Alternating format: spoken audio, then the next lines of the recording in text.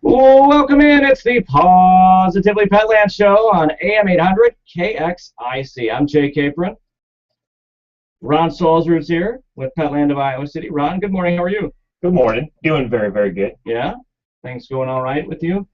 71 degrees right now. Getting up to 91 today. A hot day to bring the dogs outside. High schools have a cross-country meet tonight. Ooh. Or this, early this evening. Sticky. Yeah, hopefully they'll have it. I hope they'll so. call it if it's too hot. Yeah, well, there's supposed to be some rain too possible. So later tonight, especially after 11, they say. But tomorrow, it's supposed to be another chance of storms. And then the good news is for the weekend, if anyone out there has plans for the weekend, 74 and sunny for Saturday, 73 and sunny for Sunday.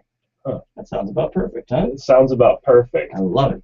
And we have Hawkeye football to get to on Saturday, too. So for all of you going to the game, enjoy that. That should be a beautiful I hear you forecast. like Hawkeye football. We love Hawkeye There's football. There's a rumor out on the show. That is true. And we are, it was a lot of fun out there last game. And although it was a little tenuous at times during the game, those 16 penalties from Northern Iowa certainly helped. And Hawkeyes get game 1 victory. I was reading about Ball State, the opponent this week, and the Hawkeyes have outscored them 101-0 the last 2 times they've played them. So, not saying, I'm just saying. I mean, I don't know. What does that mean? Who knows? You throw the records out, but it's his opponent. They should certainly beat based on talent levels and everything. And hopefully, I can take care of business because next week's Iowa State, which is always a rivalry, and that one you could truly throw the records out because even when Iowa State has not been playing very well, for some reason that game has just always got a little extra to it. A lot of emotion in that one. Yeah. So anyway, we're talking pets here this hour. Ron has not brought any puppies here today, but I'm not going to hold that against you. Got a personal issue. That's all right. You're puppyless. Puppyless in Iowa City. But Ron's here. I'm sure you have some things to talk about. Do you have a breed of the week for us? Yes, the pug. We haven't talked about the pug for a while. Oh, so. Wonderful. I'm sure there's some pug owners that would love to call us this morning and tell us their name of their dog, and then we'll get you a free bag of treats and a free bag of dog food if you own a pug. 319-354-0800, 319-354-0800.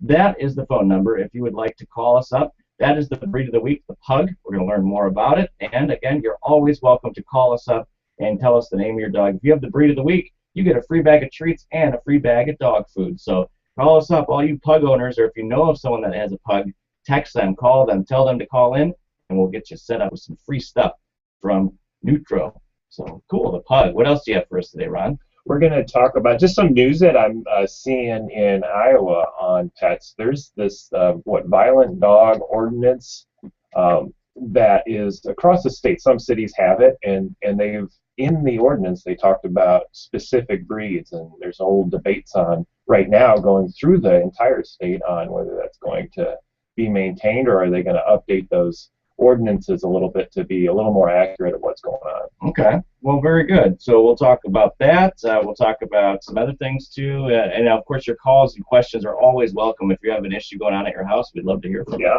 and we're going to also talk about, hey, you know how we talk about how the pooch, our little pooch is jealous and we see signs of it? There was actually a study done, not a big study, but a study that had about 50 dogs in on it. And they studied, does a dog get jealous?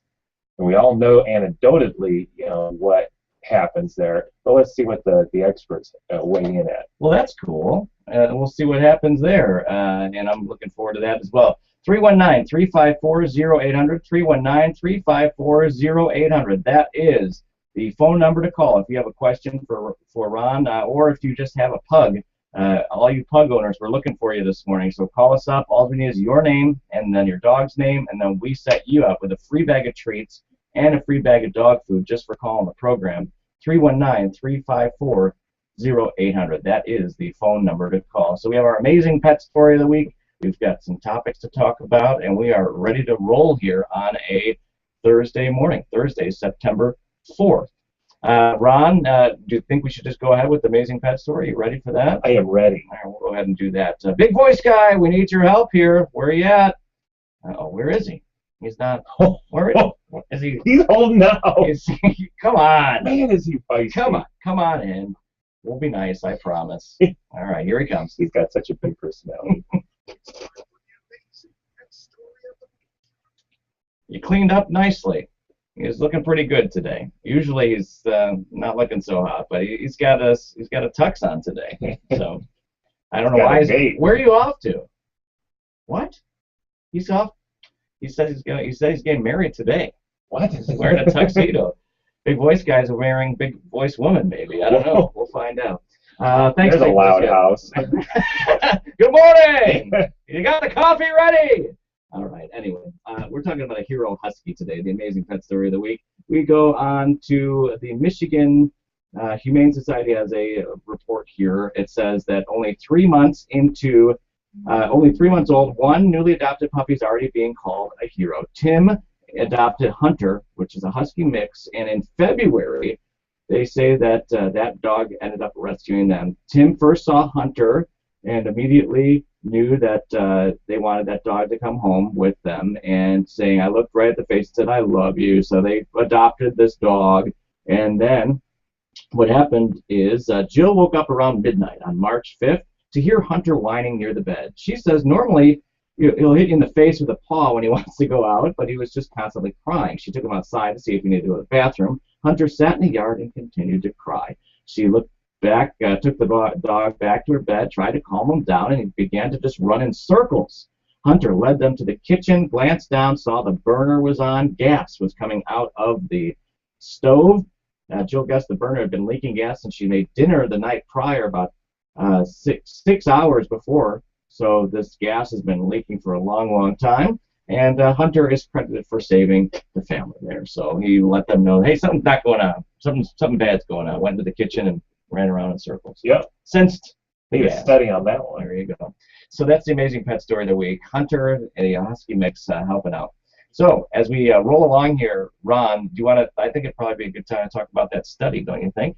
Oh, sure. We can get to the study, and it was talking about, we've all seen where, when we're at home, we have a dog that is jealous of the new member of the family, like a baby coming in, or another puppy or a dog coming into the family. They seem to show a little aspect of jealousy there. And so in Los Angeles, a researcher said, hey, I want to look at this. And so they did a study of, I think it was around 50 dogs, I think it was, and went into and said, is there any truth to this? And what he found out, his conclusion was there are hints of truth that a dog can experience jealousy, and he said that there's more research that needs to be done. But what he did observe was studies over and over again have shown that when you show attention,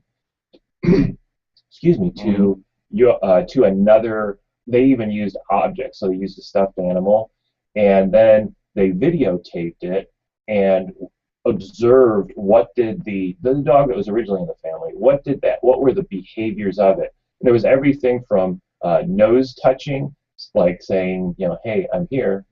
Remember, I'm here, while you're giving attention to the stuffed animal.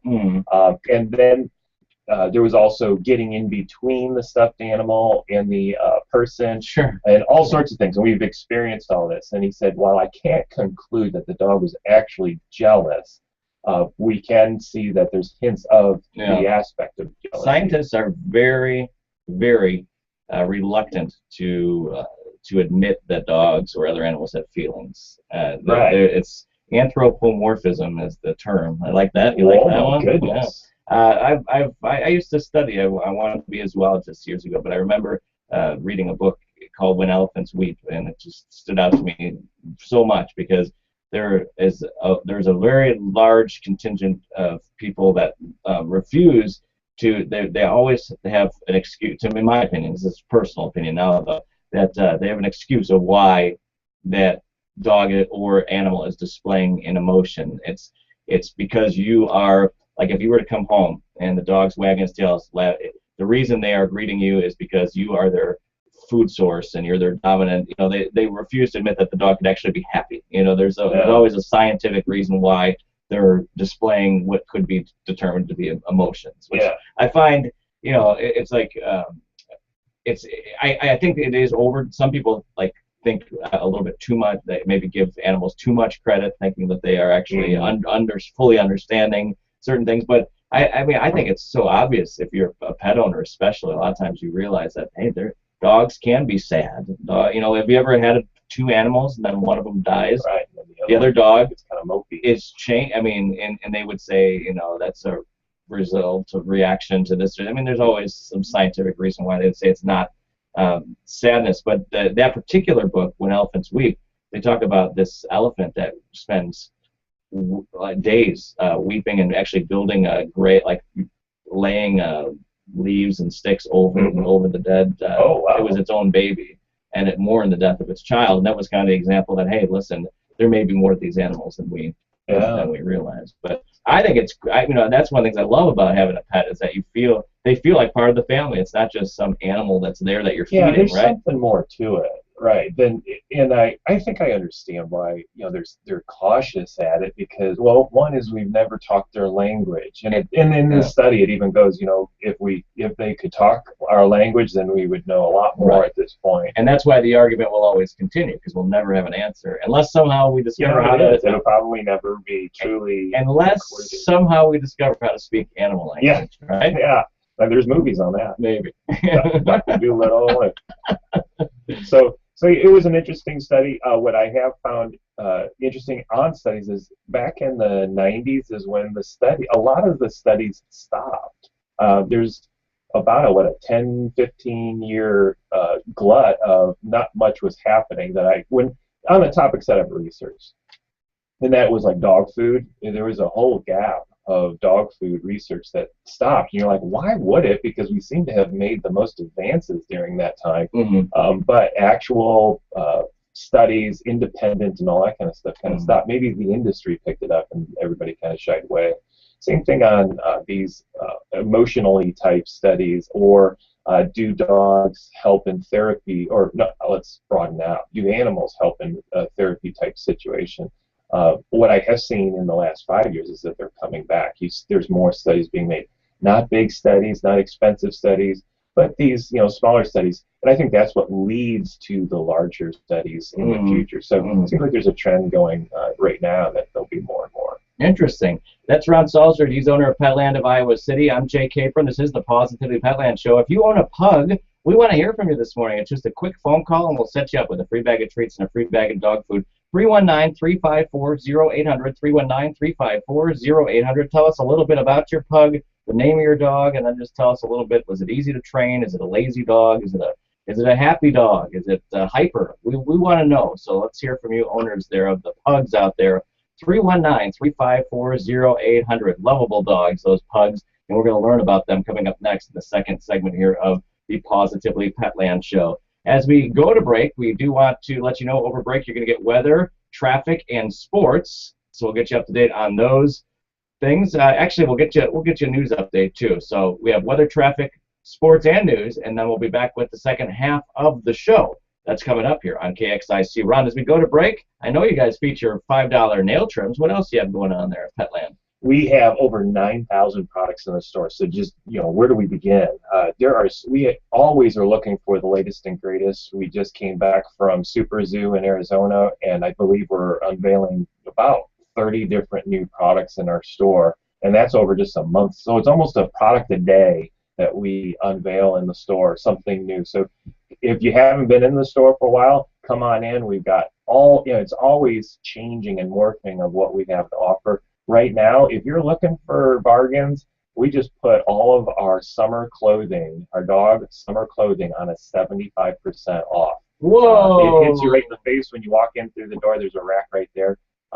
Peruse through that rack and help us out and clear that out, because we've got winter stuff coming in, fall and winter stuff coming in our back door right now, and we want to get it out, so we got to clear out all that summer stuff. Very good. All right, well, coming up here, again, weather, traffic, news, and sports, and you're also going to hear about this wonderful top entry cats box. I'll tell you all about that coming up next. Stay tuned for that. It will change your life. Well, at least this fact is you won't have to sweep up as much. That's the bottom line. And it works. I'm telling you, it works. Let's hear about the top entry box after this. Good morning.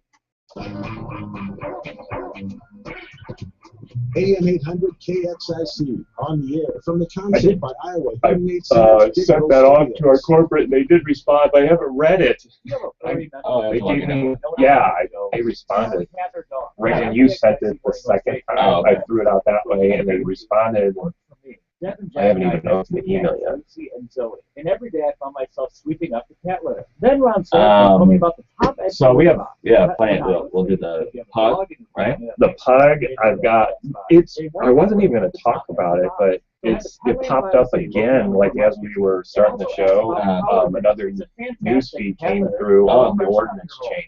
Yeah. Altoona's doing it, Des Moines doing it. That's good. I like that. I like the Iowa tie-in. Good morning, everybody. It takes the and summer out then there for your Thursday. if Warm we had and very muggy time, conditions. That should lead to think another here. round of What do I storms got? later tonight. Highs right around 90. if we have time to hold the name thing was a From the nice Castle deal. Service Total Traffic Center. We did that one already. Things continue to be slow on Highway 30 at Williams Boulevard and Edgewood Road as the eastbound on and off ramps at Williams Boulevard and the off ramp to Edgewood Road is closed. Of course, you got one lane in each direction there. I did So say make that sure we're you're going to aware talk that about the that's lemonade stand, so we'll put that in there as well. Waiting until the last second, slam on the brakes, and that's causing some issues. Also in Cedar Rapids, Oakland Road continues to be backed up as you lose the right-hand lane at 29th Street, and in Iowa City, Jefferson Street and Glendale Road from Dodge to 7th is experiencing lane reductions. If you see a tie-up, let us know. The Beltone of Iowa Hearing Aid Center traffic tip line number 319-395-0545. Good morning. It's the WMT AM and FM Newsroom. I'm Andy Peterson. A judge dismissing a lawsuit seeking to force Iowa's public universities to pay into a fund that subsidizes insurance for Iowans with health risks. Judge Dennis Stovall says the Iowa Individual Health Benefit Reinsurance Association doesn't have the authority to sue. The association helps Iowans with medical conditions obtain affordable coverage and is funded by assessments charged to insurers and self-insured health plans. Iowa State and the University of Northern Iowa paying the assessments until 2010. U of I became self-insured that year, and the association argues required. You know what I find pretty interesting? Stop paying when they're There's an interactive crime map of Iowa City, A reaction from the mayor of Cedar Rapids. and you always hear about south of 6. The city and the company operating the traffic. You know how you guys are at least border. Yeah, but they always say everything south is bad, you know. And exempt from enforcement. this is south of 6, and this is where all the crimes happen in that Iowa City. This is downtown, but it's the student, you know, a lot of it's the students and stuff. Oh, I didn't know South of 6 was known for crime. Well, not south. That's where we are, but I didn't know that until you were walking that day. Oh, really? But that was we just moved there. Yeah. But not necessarily where we're at. But if you go further east, and that Dolphin Lake area is pretty bad. There's like a row of complexes out. Have you been out there towards Fairway? I have. There's a trailer park, and then there's like some really nasty, like small project type. yeah, and a lot of them are people who move from Chicago, and you know, you'll see a lot of them. Private Like, I know students are using not anymore, yeah. So that's an area of concern. But I just found it interesting because you get I've heard from people that say that it's bad people there. What's your time frame on that little plot? You know, is that like for this year or something? Or take a look at the team. This is actually just like the last few weeks. But the other the students are back in town. So it's all popping up. Yeah, a lot of stuff downtown. Tom Miller says he sits But on the board not of actually near your. I was looking where your research business is into at pluses here. and minuses of electronic cigarettes. The Cedar Rapids man who Oh, the runs mall Lee is since just 20 years in contacted prison. us on a whole renovation that they're going to do. Yeah. Turn it into an not an outside mall. That's what I kept on getting confused on.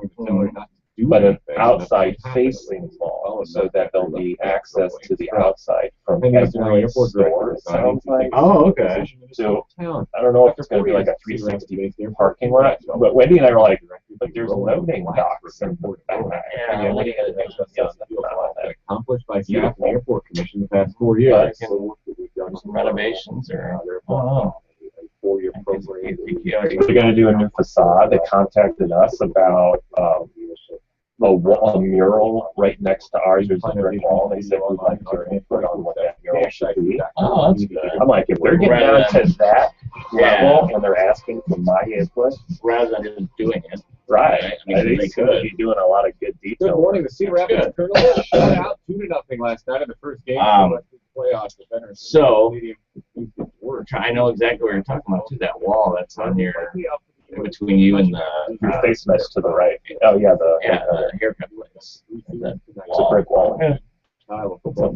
Yeah, we said we were going to do an outside theme, Head coach Kirk Ferentz said and How about puppies pouncing around? well, it'll be like the background will be blue skies, grass, that kind of a thing, and then and our windows are going to do clings of puppies and families in front of it, so that it's kind of like a 3D effect. Oh, okay. So a thing, and then over there it could just be an add-on to that. So the light comes through that your building enough that you do it with a shadow out on that mural, or no? No, I don't know if they light it up. Oh, okay. I was trying to think of what we. Oh, that'd be cool if they lit it Yeah, up. you're saying you're putting clings on That's our window. window. Okay. And then it goes back, and over here is where the goes. Okay. But on your window, how are you going to put? We do a hanging backdrop A hanging that backdrop. would be back about a foot, and then clings on the window of. That's fun. Yeah. So it's kind of a 3D effecty thing. Yeah. I saw Shields did it. It was like, whoa, that is cool what you guys did. And it's not that difficult either, right? I'm sure I'm going to end up spending a couple of $1,000. It's not, when you go pricey, I've already gone through the sticker shock and said, no, I'm not going to do it. Yeah. And so now, okay, I know I got to do something. And I have never been happy with the funding of our store. Yeah. I've never liked it. We had to use, I just never. Yeah. Yeah. Even when we didn't have shelving and it was like right in. Oh. Oh, I hated it when it was like that because it was a product. And Oh yeah. windows. Yeah. It's the sun is very hot as it comes over if we were north or I never really thought much about that, but anything up front, you have to be careful. Oh, just within a week. Yeah. It's faded. The color You're like, comes shoot, out. it looks like it's a year old. Yeah. So So you have to. do that kind of approach. Yeah. All right, we're doing the pug. Okay. Yep. Welcome back. It's the Positively Petland Show, AM 800 KXIC. I'm Jay Capron. We have Ron Salzberg here with Petland of Iowa City, and we're talking about pugs today. We're going to learn about the pug, and we're looking for pug owners. Do you have one? Tell us the name of your googly-eyed pug. They're cute. And I know there's some of you out there that have one, so call us up, 319-354-0800.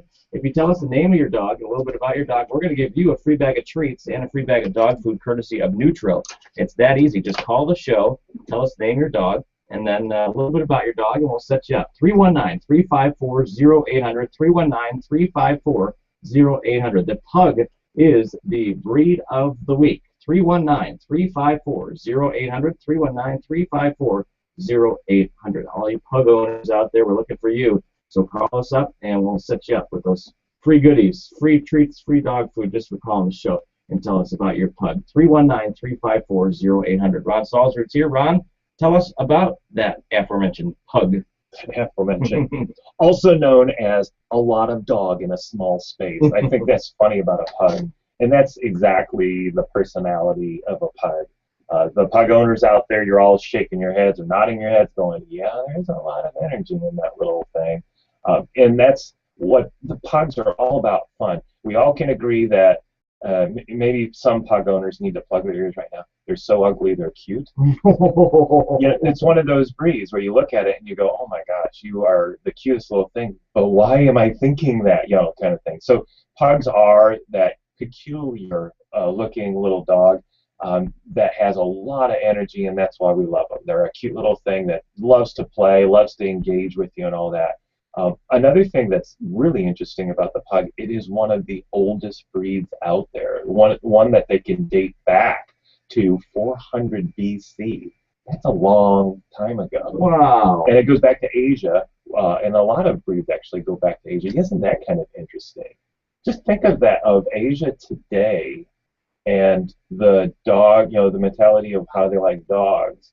It's almost like Asia started the whole type of trend. It did go to Europe at that point, at one point, Mhm. and then it jumped over to America. Back then, they were passionate about dogs as pets. We know that there was a hunting aspect as well, but there is a lot of kings, queens, emperors, and all that kind of stuff that were all about dogs, Mhm. and these were companion animals at that point. And that passion went to Europe. Europe probably turned it, I think, from what we, when we look at the history of all these breeds, seems to have turned it more into a hunting aspect for some of them. And then here now, America has turned it back to what Asia was 400 BC, in that, hey, we love them as companion animals. Kind of an interesting, I don't, I'll have to look for a study to to see social behaviors of people and dogs over the years. But the pug does, they found, and they can date it back to 400 BC, back to Asia. The Tibetan, Buddhist monasteries in Tibet were the ones that they can date it back to, and then it went to Japan, then Europe, and then the one that really blew up the pug to show that, hey, this is a really wonderful companion breed was Prince William II, of the King of England. Owned him and then made him into a fashion statement. So that's how the breed came about, and then propagated here over to America. It is a shedding breed, so if you are allergic to pets, I'm not sure. You got to check out the pug before you would bring it home to make sure that you don't have any allergens towards it. But it is a shedding breed. I also have found that the pug, while we would say it's a short-haired dog, it's a little longer hairs than let's say a dachshund. A dachshund or a chihuahua has a much shorter hair follicle. So again, if you're really sensitive to that shedding aspect, this one's, going to be a little bit of a longer hair, not much, but it definitely is going to shed. So what do we always say about shedding dogs and what you need to buy? The Furminator. There it is. Put him on the spot. He pulled it out there. So that would be a good product to get to help you with those shedding issues. And I think right now, I think we're getting some shipments in, but we're out of Furminators, and they're going out so fast. Really? So it is a really popular product, and it does work. And so we've even got guarantees on ours to say, hey, when you get it, you know that it's going to work. It's guaranteed to work. The average size of a pug is going to get to be 14 to 18 pounds. And okay, and not a lot of pug owners are out there going, are you kidding me? I've got a 30-pound pug. Okay, so there are a lot of weight issues with pugs. If you just look at the average pug out there, the average pug tends to be a little overweight, or Really? a lot of overweight. You like to eat? They like to eat, and we like to feed them. I mean, that's what Americans love to do with their dogs. So that tends to be an issue that you want to combat on a pug, is you have to limit the food, just like we would limit our own food intake. If I ate as much as I wanted to eat, I would be one large man. At night, I'm that person that gets the munchies at night, and I even go from one thing to another. It's chips, and then it's a chocolate and a sweet, then it's back to Doritos, and then it's over to the sweets again. And then at one point, I gotta wake up from the coma that I'm in and say, stop eating, and just drink some, or brush your teeth. That always seems to help stop the thing. So, all right, so pugs tend to be overweight, so we want to make sure that we control their food intake and help them out with that weight issue, because that can lead to problems later on in joints and backs and things like that. Also, exercise. They're not a big exercise dog where you have to go running constantly or anything. Because they are so energetic on their own, they're going to get a lot of that energy out, and then when you go for walks, a nice light walk is all they're really going to need to get them nice, fit, and trim, and all that kind of a thing. Pretty easy carrying dog. There's if you're looking for an easy dog, as far as maintenance goes, I'd actually shy away from those non-shedding breeds, because there's a lot of maintenance, brushing, grooming, washing, all that kind of stuff. When you go to a breed like a pug, you're not having to do all that. It sheds, and so it's not going to get that long hair. And an occasional bath, especially if they get into stuff, that's about the maintenance that you're going to do, along with some fermentation on a weekly basis, about 5-10 minutes. So nice. So that's the the pug in a nutshell. Very good. The Pug, 319-354-0800, 319-354-0800. We would love to hear from some pug owners out there, so don't be shy. Feel free to call us up. If you have one, it takes 2 seconds. You call us, you tell us the name of your dog, then we'll set you up with the free treats and a free bag of dog food just for calling the show. 319-354-0800. You'll reward that pug just for calling the show. Give him a little treat there for listening in and having the breed of the week this week. It happens to be the Pug. It is 72 degrees. Wow, winds are picking up. Southwest winds 18 miles per hour right now at the KXIC studios. We are getting up to about 91 degrees today and breezy for your conditions. And don't forget that there could be some rain in the forecast tomorrow. Looks like a chance of rain, and then it does start to drop down temperature-wise. The highs are going to be just in the mid-70s for this beautiful upcoming weekend. 319-354-0800, 319-354-0800. The Pug is the breed of the week. Ron? What I'd like to hit, I think we've got just enough time to hit one more topic, is actually some more on a local news in the Iowa area. The Des Moines Register reported that Des Moines may remove breeds from vicious dog law. And it's an interesting and hot topic all of a sudden. Just as we were starting the radio show here, I got another BuzzFeed from it saying another article was written on it, and this was regarding Altoona doing exactly the same thing. The whole situation here is that in some cities in Iowa and across America, they have put vicious dog breeds, or what they call vicious dogs, the breed specific, the Staffordshire Terrier Pit Bull. And it seems to revolve a lot around the pit bull type breeds that are out there. And those are actually in the law saying we've banned it from our city or our county or whatever. And so just here recently, there's some groups that have come together, research groups that have said, hey, I think we got it wrong as far as the way the law is written.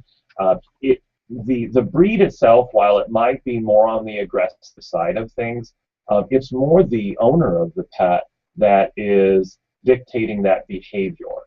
They're not working with their dogs well enough to discourage that vicious behavior and as well bring the vicious behavior out. And so we seem to be going after a breed when we should be going after more behaviors. For instance, there was in one of the stories it talked about a lady that was walking with her little dogs, and she came under attack. And yes, one of them, the attack was by two dogs from a different owner that didn't have them on leash.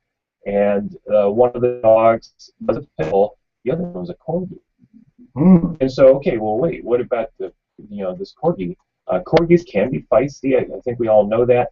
But what do we do about that situation was a little bit off the books as far as the law goes. And so what they're doing is rewriting it so that it puts more emphasis on the owner of these dogs to keep control of their dogs, to treat them properly, to train them properly, to socialize them properly, so that these kind of things don't happen. So it does seem like it's going to go through across the state in multiple cities. And it's going to, it indicated that they're going to stiffen the penalties for the owner of those dogs. So that seems to be the trend, right or wrong. We're not saying here, but it does seem like, a little bit more ownership needs to be put on the owners to control their dogs, to treat them properly, to train them properly. And I could probably find an article within 5 seconds of a dog that was, a dog attack that happened in a neighborhood, and the quote from the owner is always, "The dog never did this to anyone else." It seems to be that you see that every single time, is that they feel like the dog that attacked it, it was the nicest dog in the world, but it did this, and so you see that again, time and time again. You wonder. And this is a hot topic, just the breed, the pit bull, and we talked about that on this show before. And I know people who love pit bulls, some people are passionate about that particular breed. But this again, in my opinion, this is my feelings on this is that the dog, the way that its physical makeup is there's times where they've had to pry pit bulls' mouths open, and there are a lot of dogs that have strong. You know about these strong-jawed dogs, right? Yeah. And there are some breeds that are known to be more strong, but these dogs in particular are they can be very, very dangerous at times, and so it always becomes sticky with the legislation about this, because there are some wonderful dogs out there that aren't dangerous dogs at all, but then there are dogs that you think are nice, or as I told you, and I've seen it 100 times, the quotes that you see, this dog never hurt anyone before, and it's always the nicest dog, but then this happens, and it's scary, because especially for the dogs that there are owners who let them loose, when they're out walking and they're not on a leash. Mm-hmm. And that's a whole other issue. That probably is a large factor in a lot of the bite cases in Des Moines. They looked at the incidence of bites that were reported, and predominantly it was pit bulls. See, you kind of see where the politicians were going with this and saying, well, hey, just ban the breed and be done with this whole thing. But now they're stepping back from it, and I think that happens with a lot of laws and legislation. You step back and go, hey, we had some unintended consequences there. And I think that's what they're trying to rectify at this point, is saying, look, let's back away from that strong stance that we were doing, and let's focus more on, hey, you know what? All dogs are capable of biting. All dogs can be vicious. All dogs, you can see that can happen, and they're just now saying, look, it's more on that owner's responsibility. Right. To keep control of things and all that. And Devin and I have had this conversation a number of times. We disagree. I am more passionate about the fact that I've seen enough cases of this that I feel like the amount of times that it happens to be a pit bull is more than just coincidence. Devin, and she is right. She argues that any dog can attack, just like you just said. Any dog, any breed out there, you can get. I told you the meanest dog I ever met in my life was a dachshund. Oh, remember? I thought you were going to say Chihuahua. No, it was a dachshund. It was you could call me a whip about the dachshund too, but the owner, when I was a teenager, he taught this dachshund to attack you. And there you go. And so it was an ownership deal. So there's no doubt. But the difference is, if that dachshund attacks me or my little son, who's 5 years old, there's so much damage they could do as a dachshund. Oh, they can do some pretty good stuff. And they could cut you open and stuff. But a pit bull, with the amount of strength of its, and it's the jaws that it has, and the ability to be able to just clamp down, and it's scary stuff to me. But I don't know. This interesting here, this legislation you're talking about, and it sounds like there's more. As you said, there was another feed that came up, right? Right. So this is something. Altoona had an article written about them just seconds ago. So got posted. All right. Ron Solzer is joining us. We're almost out of time for the show. Is there anything else you want to mention today? We'll talk.